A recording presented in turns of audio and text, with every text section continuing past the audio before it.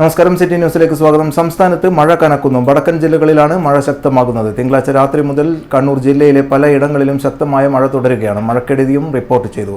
കനത്ത മഴയിൽ വെള്ളക്കെട്ട് രൂപപ്പെട്ടു. താഴ്ചയിൽ താഴ്ന്ന പ്രദേശത്തെ വീടുകളിൽ വെള്ളം കയറി. പിലാത്തറയിൽ ദേശീയപാത സർവീസ് റോഡിൽ വെള്ളം കയറി. പാപ്പിനിശ്ശേരിയിലും റോഡിൽ വെള്ളക്കെട്ട് രൂപപ്പെട്ടിട്ടുണ്ട്. കനത്ത മഴ തുടർന്നതോടെ തലശ്ശേരി റെയിൽവേ സ്റ്റേഷൻ റോഡിലും സമീപത്തെ കടകളിലും വെള്ളക്കെട്ട് രൂപപ്പെട്ടു. റെയിൽവേ സ്റ്റേഷന്റെ പ്രധാന കവാടത്തിലേക്കുള്ള റോഡിലാണ് വെള്ളക്കെട്ട്. തളിപ്പറമ്പ് കുപ്പത്ത് ദേശീയപാത നിർമ്മാണ പ്രവർത്തനങ്ങൾ നടക്കുന്ന പരിസരത്ത് വീടുകളിലേക്ക് വെള്ളം കയറി. വീടുകളിൽ ചെളി കയറിയതായും റിപ്പോർട്ടുണ്ട്. മട്ടന്നൂരിലെ ഉരുവച്ചാലിൽ ഇടിമിന്നലേറ്റ് വീടിന് വ്യാപകമായ നാശനഷ്ടം സംഭവിച്ചു. പാവോട്ട് പറമ്പിലെ കൃഷ്ണമുരളിയുടെ വീടിനാണ് ഇടിമിന്നലേറ്റ് വിള്ളലുണ്ടായത്.